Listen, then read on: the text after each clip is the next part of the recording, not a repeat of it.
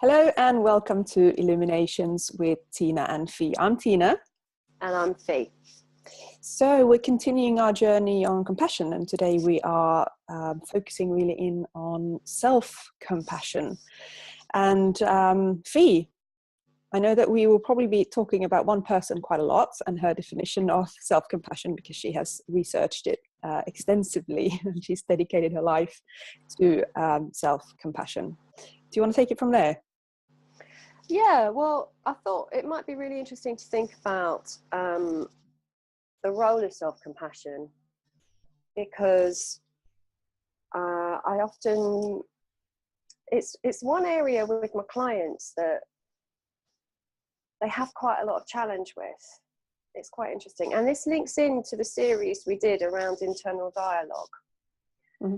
And we talked in the last episode around compassion, how judgment can get in the way of compassion. So if we get used to this internal dialogue that goes on all the time without us even realizing it, and I had a client who did say, I don't have any internal dialogue, and gradually after time realized that it was so going on that my client wasn't even aware of it, driving the machine and the behavior. So it's interesting that if we can link it into, for example, our internal dialogue as an example, and know that judgment gets in the way of compassion, if we're actually having continuous dialogue to ourselves saying, a whole load of stuff, you're fat, you're ugly, you're tall, you're short, you shouldn't have said that, da-da-da-da. It's being so aware of that, so that at those moments, that's where self-compassion plays such a key. And Kristen Neff is who you're alluding to, and she talks about how this really kicked in for her because she has a son who was assessed with being on the autistic spectrum disorder and continuum, and she was on a flight with him and he was having one of his moments.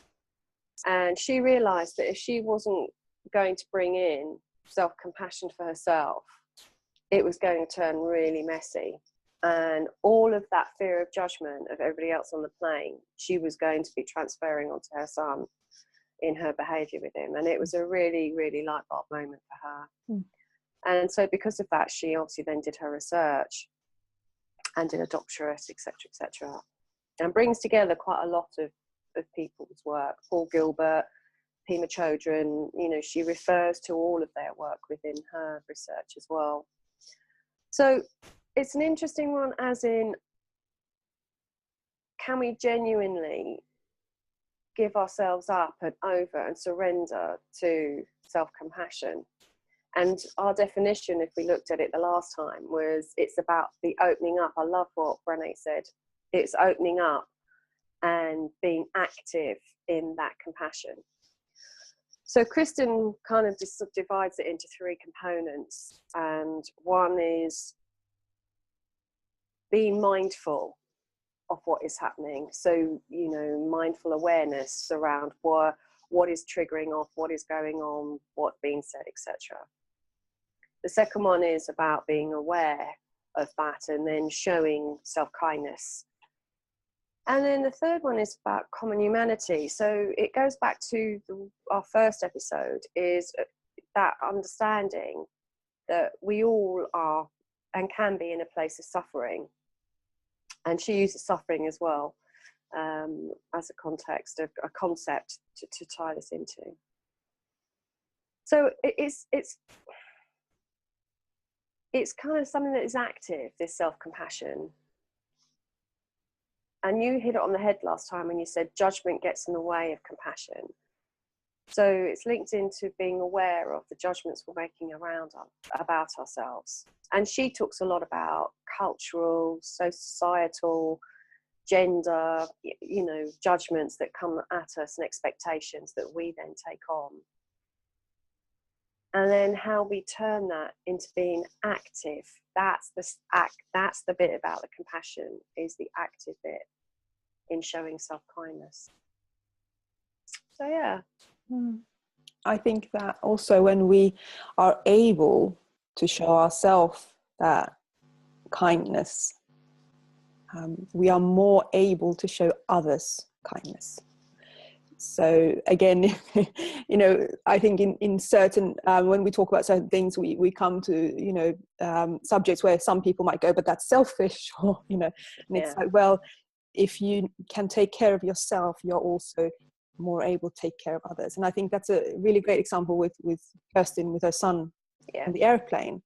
Because, you know, I've been in, you know, similar situations with my daughter, as I said last time, but, you know, not just on an airplane, but other places. And what can make me totally lose compassion for her and the situation and for myself is the fear of judgment from everybody else. And my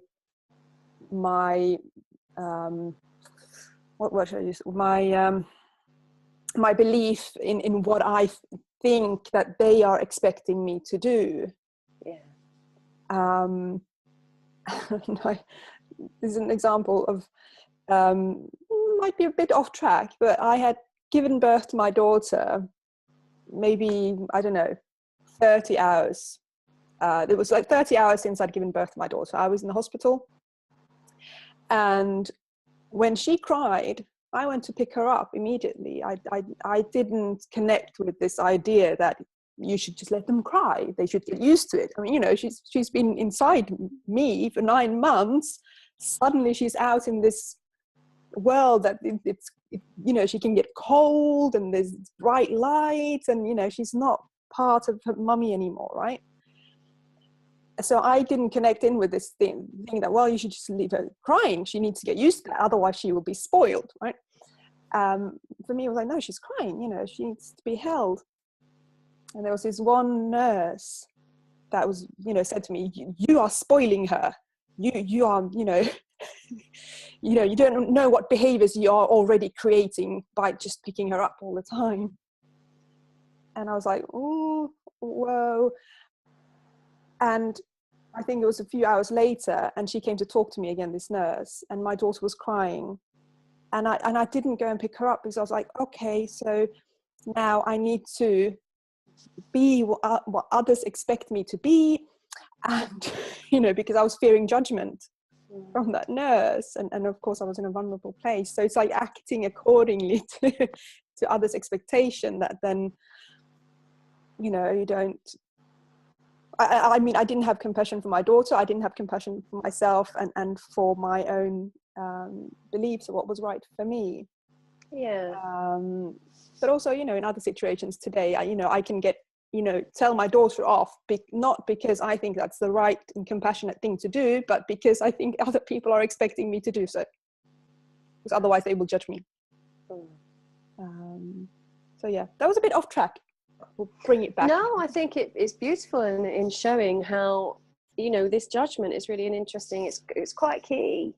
And if we bring it back to ourselves, you know, Paul Gilbert, he says it's not easy to let go of the self-critic because we've got into a habit of it. You're really changing a habit. It's like how you get up in the morning, you might have a routine, and changing that routine. It has to be a conscious, active thing. And I think people, when they start to explore, like we did talk about in our book, we get them to look at this internal dialogue and start to be more compassionate. And we talk about noticing with curiosity and with humor and not judgment. And that gradually can shift awareness so that you don't judge the judging, because that's just pants. What we want is you to notice, and maybe the word is compassion as well, notice with compassion. And Michael Singer, I think I might have mentioned him before, but he talks about the crazy roommate. I talked about him, didn't I?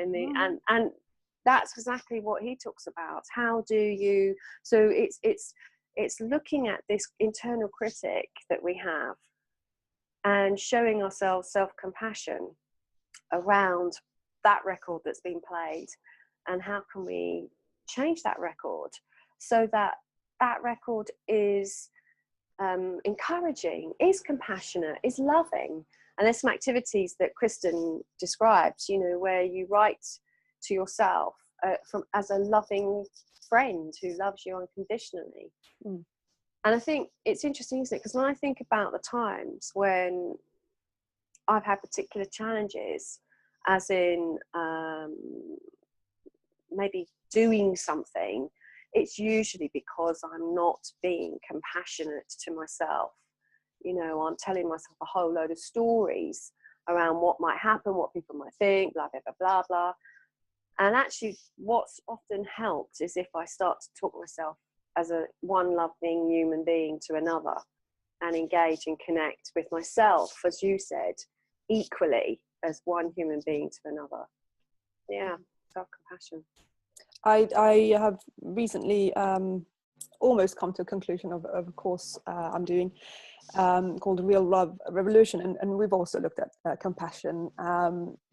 We, you know, we can have very hard judgments about ourselves, like, why didn't I do things differently, you know, in this and that situation, and we can mull it over and mull it over and mull it over. And one thing that we got to do was find a picture of ourselves when we were children. And when you look at that picture of yourself and you're like, what, 3 or 5, that judgment, you know, it's like, that's me, you know, that, you know, have compassion for that. Which can sometimes make it easier.